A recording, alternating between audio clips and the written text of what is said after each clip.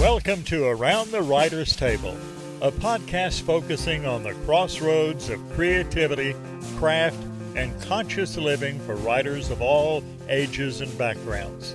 Your hosts are Gina, Melody, and Kimbu, three close friends and women of a certain age who bring to the table their eclectic backgrounds and unique perspectives on the trials, tribulations, and the joys of writing. So pull up a chair and get comfortable here around the writer's table.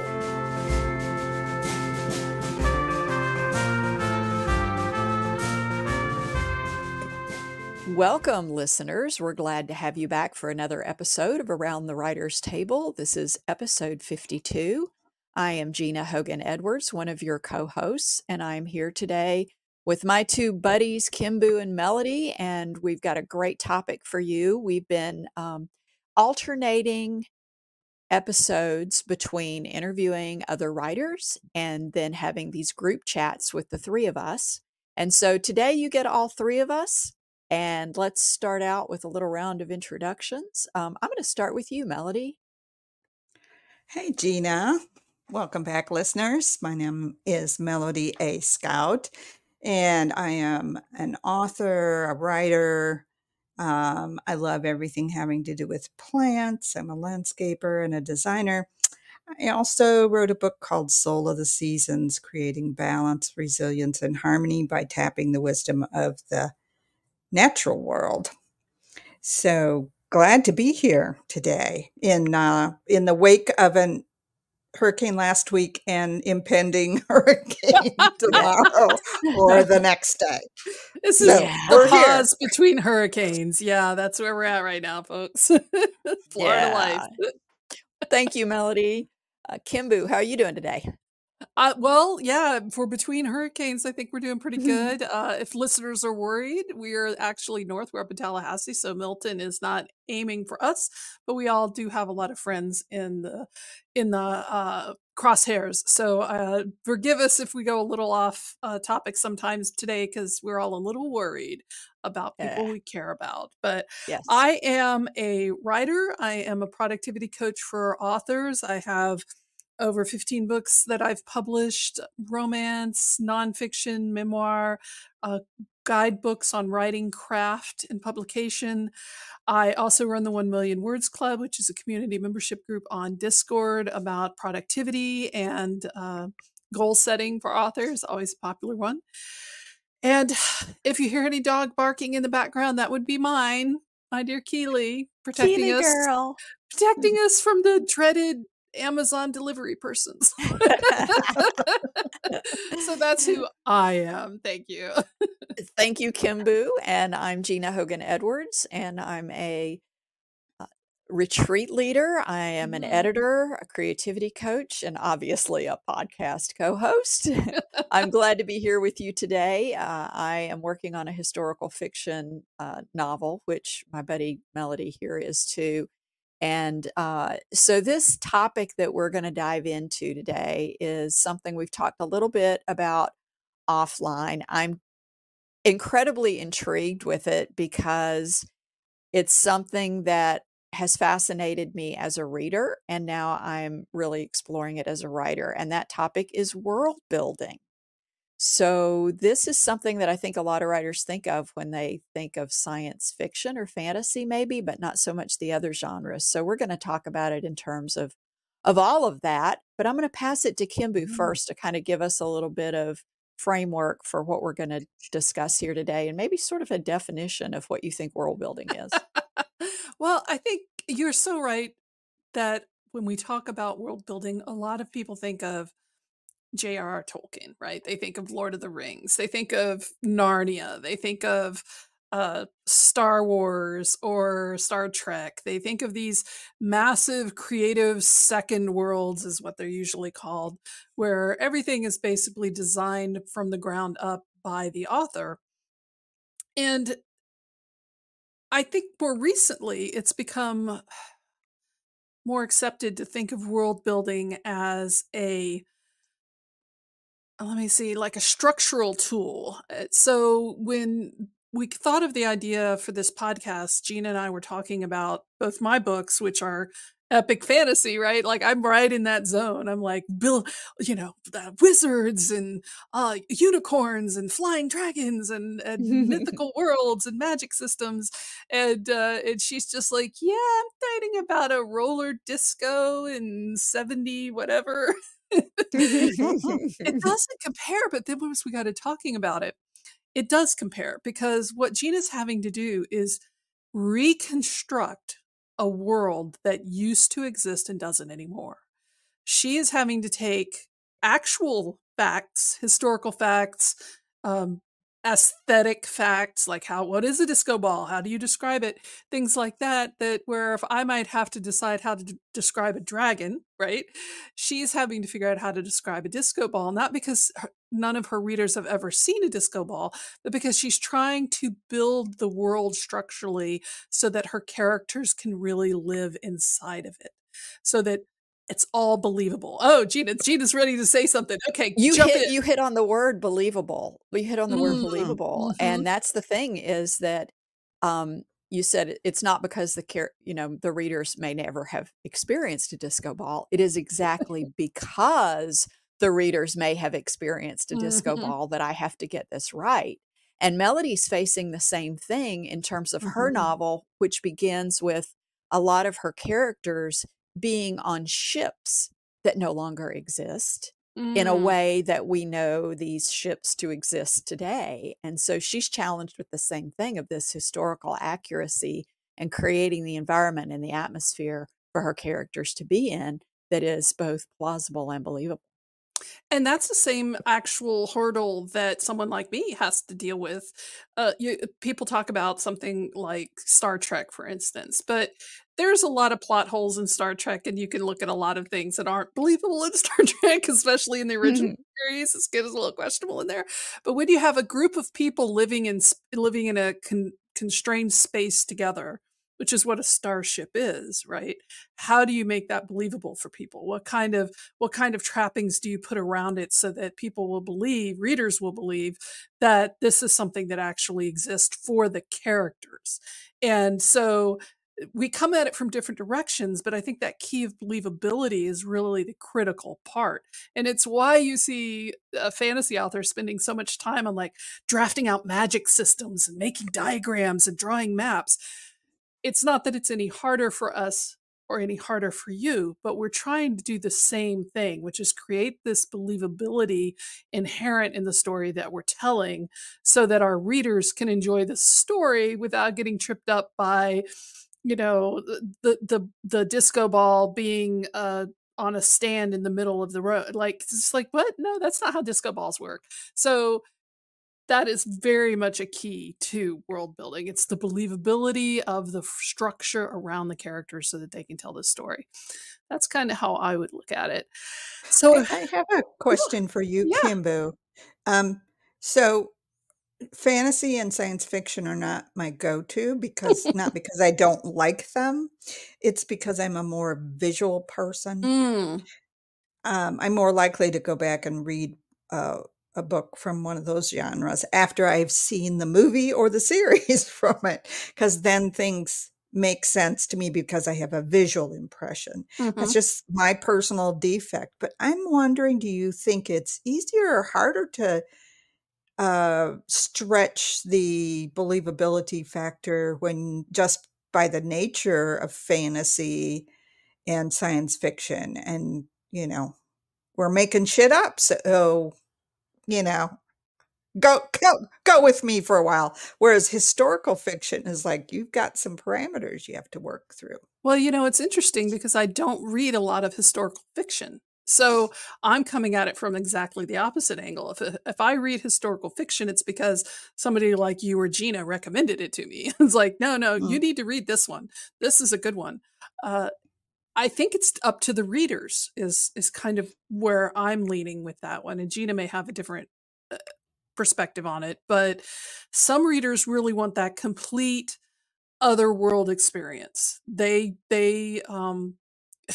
and I are talking about The Hands of the Emperor, which I've commanded her to read for reasons, which we'll get into this one. But it is it's not quite high fantasy, but it's very fantastic in its fantasy setting. So there's a entry into that world where not a lot of stuff is explained at the beginning. You don't know what these things are. You don't know what people are talking about. To me, that's fun. Gina not having any references for what these people are talking about is, I'm not sure what you would call it. You're not struggling. Like, it's not like you can't figure it out, but it's just not as enjoyable for you, is my impression. Right? I think some readers are willing to wait out the figuring out of what all the things are. You know, some readers are more willing to hang in there longer than others are. And I think for the writer, what our job is, no matter what we're writing, you know, whether it's historical fiction or fantasy, science fiction, whatever, it's a difference between, it's not so much that we need to focus on believability as it is plausibility, especially when you're thinking about fantasy and sci-fi, because those don't exist. And so as long as it's plausible, I think your readers will go along with you, even if it's something that's never been a part of their world. I'm thinking right now, timely, of Jeff Vandermeer's latest, or well, his whole series of books. The recent book is Absolution, that just came out as we're recording this, and he really walks that line, I think. If you've ever read his work, it's there's the element of the fantastical, there's an element of science fiction, but there's also the very down to earth plot. Is as fantastic and as amazing as his stories go in that direction, it's so plausible. Like, you know, we live in the area that he talks about, because Jeff Vandermeer is a local to Tallahassee, and so we know what he's talking about when he's making things up. But yet we've all been in the swamp. Like, we know what he's talking about. Like, yeah, I could live in the swamp. I totally believe that. So it's the plausibility factor, which I think is a very interesting way of looking at that, rather than believability. It's important. Plausibility, more important. Well, and I would suspect that fantasy and science fiction fans are more generous with not having to know, perhaps, up front. They're more used to it, I think. I'm used to it because it's me. I want to orient myself to everything in the room, right? So, and then how my brain works, I'll have to be paging back and forth a bunch of times. Like, okay, who did what and where did they do that and what did that look like? So that to me kind of distracts from the story. But that's how my brain works. So what were you going to say, Gina? Well, I was just thinking about this idea of world building and other genres beyond the fantasy and science fiction. And I think that it's not so much that people are doing it more or thinking about it more. I think maybe we just had different language around it, because there's always been, especially in Southern fiction, there's always been this discussion of how important sense of place is. And so you know, place is only one part of world building, in my mind, at least, because I consider world building to be the complete environment that the characters are in, not just like maybe the town or the spaceship or whatever. It's also got to do with what they're wearing and, you know, the cultural aspects of the time. You know, it's the whole, it's every dimension of whatever it is involved in that world. And the other thing that I wanted to say is that I think in those genres beyond sci-fi and fantasy, specifically in historical fiction, for me, we have the enjoyment of being able to do the world building in terms of making sure our historical facts about particular places and events are correct. And we can also make stuff up, like the town that I'm creating is completely fictional. And so I get to create this world just like a science fiction writer would, of, you know, where is the roller skating rink in this town? And, you know, where are the lakes and the rivers? And, you know, all of What those does the things. high And school so, look like, and like all yeah. those other things? Yeah. So to me, I get the benefit of both the imaginary and the real when it comes to the world building aspect. Mm. Do you think that with historical fiction, with one of the attractions for readers to that world building is the fact that it is? So I'm trying to parse out this thought here as I make it, which my co-hosts are very used to me doing. So just like, what is she trying to say? Nobody knows. Not quite nostalgia. That's not what I'm really going for. But the idea of this actually did exist. This actually was something that happened or that people went through. Um, as historical fiction readers and authors, how do you think that fits into your world building as writers? Because you know that's part of what historical fiction readers are looking for. Mm-hmm. So that's mm-hmm. Yeah, I definitely think that that's the expectation of the reader, that there are going to be certain touch points in history, and that might be, and there are sub-genres within historical fiction, and so some are going to be more heavily interwoven with the character, fictional characters who are in this, real historical world where things happen that we know about, where other writers, particularly maybe historical romance, they may not have as many historical touch points as some other historical fiction writers. There are exceptions, of course, so I don't want to generalize, but I do think that the historical fiction reader goes in expecting that there are going to be historical touch points of some variety, whether it's place, event, a cultural aspect. It can vary by writer and by story, but I definitely believe that that's an expectation of the historical fiction reader. Mm-hmm. I'm thinking of right now, because you were saying modern touch points, is I know that a subgenre of historical fiction is actually historical fiction about ancient Rome, right? Mm-hmm. And Mhm. that might as well be a different planet for how different the culture and the society was, but yet they're Mm-hmm. still human, and yet there still are so many cultural touch points to ancient Rome that a lot of us in Western society, anyway, have. That I think readers like, if you write about ancient Rome set in Rome, then you're going to have the Colosseum. Like, I'm sorry, like you just, unless it's Mm-hmm. pre-Colosseum and they're currently building it, like you got to have that. So it does make sense to me that no matter which era you're writing about, those types of touchstones of expectations is what would ground the reader into the story. For Oh, I sure. agree. And in my current novel, So what is based your in current the novel set? Yeah, like we're talking about it, so but it's in the early 1900s. I was inspired by my grandmother's story when she immigrated over from Prussia, which is now the Ukraine. And the very challenging thing, they were Germans from Russia. There's actually a whole organization called Germans from Russia, and they settled a lot in the Midwest, in Wisconsin, Minnesota, and the Dakotas.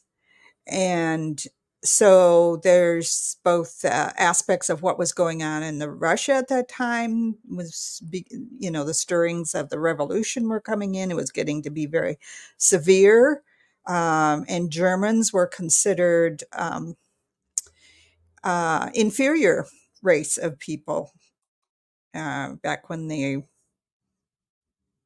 communism was coming into power. So it was very brutal. And so the Germans began to immigrate again, and homesteads were promised. So there's that world. But then there's also the world of what was happening in the US at the time that they came over. Railroads are newly built, and what that meant, and what that progress and development meant to people on the plains in the West. So there's like almost two worlds there that the character is straddling. And so that, working within those parameters, and I knew a little bit about that history, but I really need to delve deeper into it to see exactly. I have very little written history from my family when they came and settled in the Dakotas. And so now I'm researching that part deeper and to create this space where there's plenty of us alive that can remember, or at least remember from our history, what was going on back in that time. But younger generations may be totally unfamiliar with that level of the history and what people went through to just actually come and build a home. I mean, I gotta admit, as a science fiction and fantasy author, I think I have it easy. Like, if I want to create a history of boats, then I'm just like, well, I can pick what kind of boats they have. You guys got so much research to do. It's like homework. Like, why would you do that to yourself? That's funny you say that, because as I'm listening to Melody, I'm thinking, so the difference really between someone like science fiction, fantasy author versus historical fiction is so you use you entirely use your imagination to create your world, because it is all made up. I mean, granted, you may pull from reality, but it's imagination. Whereas the historical fiction writer is heavily reliant on their research skills. That's a huge difference. That's a huge difference. Yeah. And sure, we get to use our imagination when it comes to the characters. And like I said, I'm creating this completely fictional town to set my stories in, but the world building aspects that have to be plausible, no matter the genre, in some arenas, some genres, it's going to take pure imagination, and in others, it's going to take lots of research. So I think one of the things that all of this brings together for me is the strategies that we use for integrating world building. I don't want to say seamlessly, but how we integrate it into a narrative without overwhelming the reader, which I think is something that we were talking about when we were talking about fantasy books, such as Hands of the Emperor, which I do love, but it is such an immersive experience that it can be very overwhelming and put some readers off. And I know that one of the reasons that I don't like a lot of historical fiction is because there's so much info dumping, right? It's like, I don't, yeah. So, okay, the hilarious part, and everybody is now going to call me a major hypocrite, is that one of my favorite authors is Patrick O'Brien, who is notorious. Right. Notorious. He writes in the Napoleonic era. It's historical fiction, Napoleonic era, tall ships stories, right? Like, if you've seen Master and Commander, the movie, that was based on one of his books. And like, he is notorious for info dumping, like pages and pages of info dumping. And yet there's an element of it that's just so fantastical to me that I can, even if I have no idea what a forecastle is, I can still just suspend disbelief, and read through it, because the characters, I love the characters. I want to see what happens to them next. And I know that this world building affects their lives. So as someone who's writing in a world that is like one step removed from ours, like you are writing in the 60s and the early 70s. I know most of your work is in the late 60s. How do you just not info dump? Because a lot of your readers, even if they know like the hippies in the 60s and the politics, they weren't alive for that. That's something that they're not familiar with. So how are you integrating that into your story without just doing a Wikipedia entry? Well, as an editor, I always discourage info dumping. However, bringing up the example of Patrick O'Brien, it really, I think, is in the author's best interest to know what really captivates them as a writer and the kind of reader that they want to attract. Because obviously, from Patrick O'Brien's readership, there are people out there who love that kind of info dump. For me as a writer, that would be excruciatingly painful to write. And so you know, thinking about what kind of book is it that you do want to write, and what kind of readers that you want to attract is going to affect how much of that sort of info dumping that you do.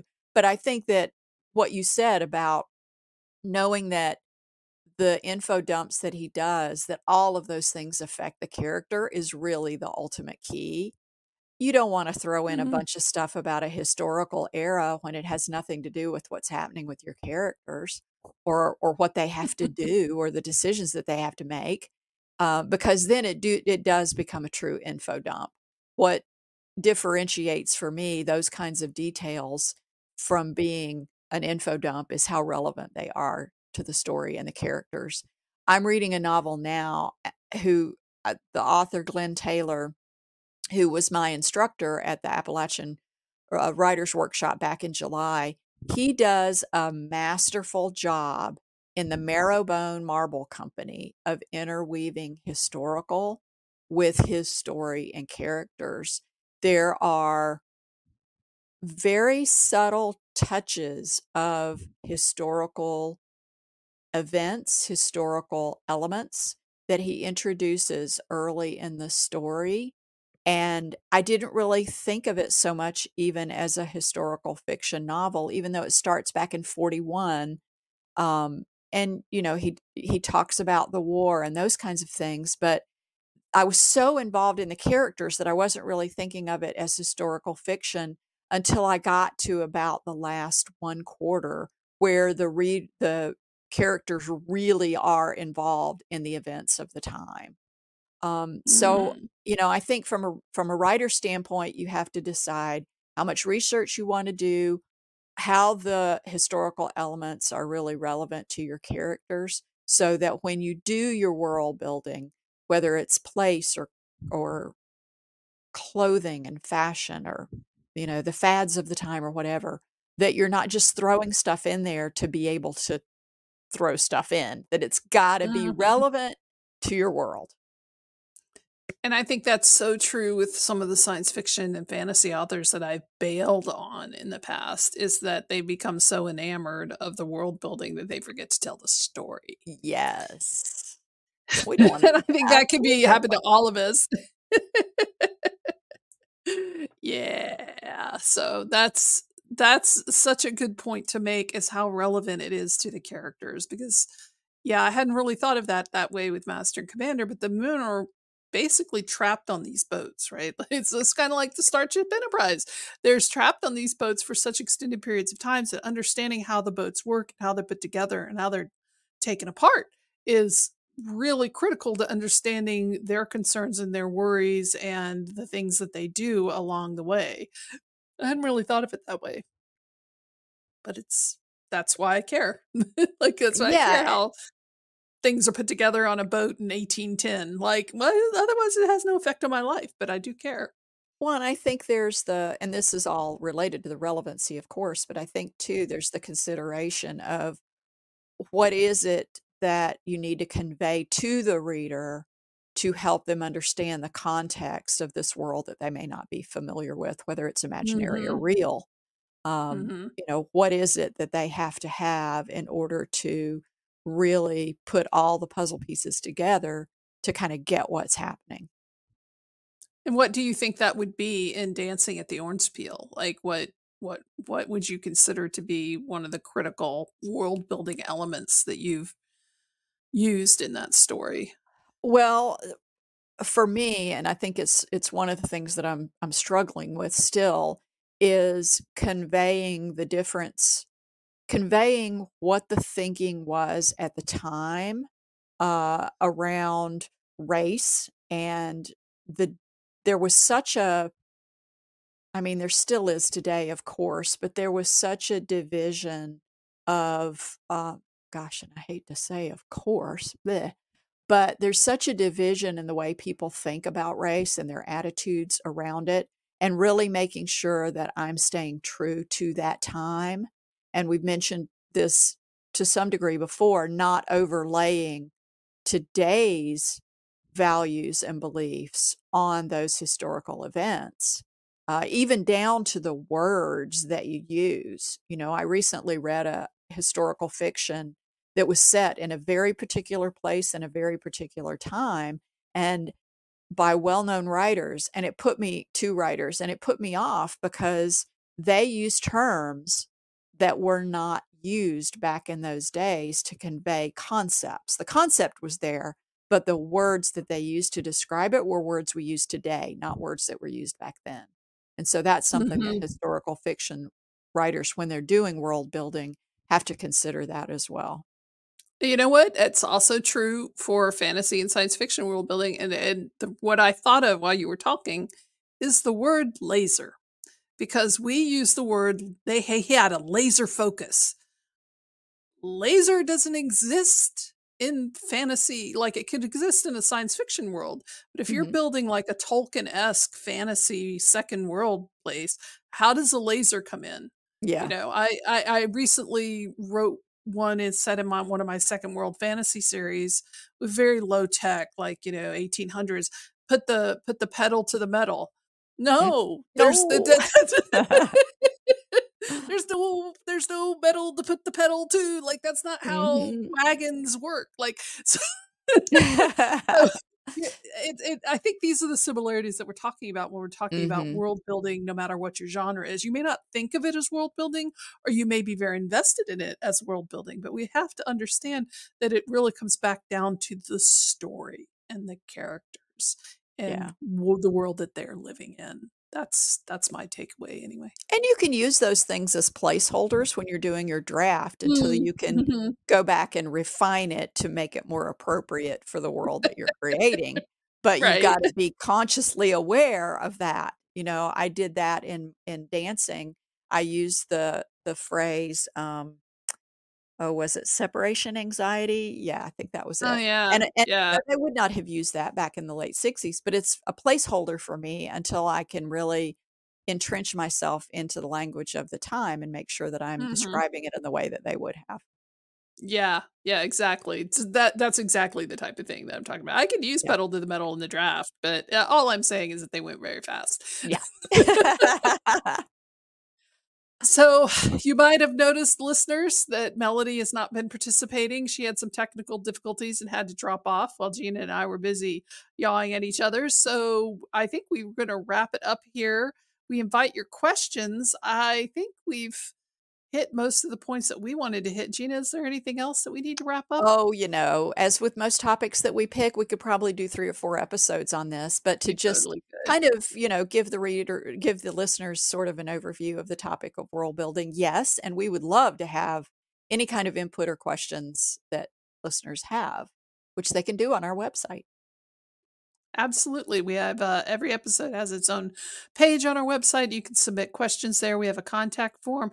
Also has transcripts hand done by Miss Gina herself, who painstakingly she sounds so excited about it. Like, we try to make it easy, but it's not. Like, that's not a fun part of the process.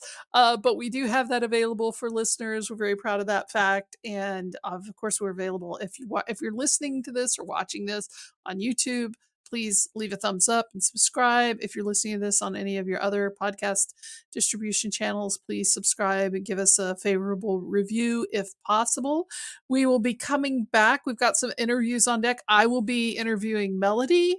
Melody will be interviewing Trish McNulty. No, I said that wrong. What is McAnulty.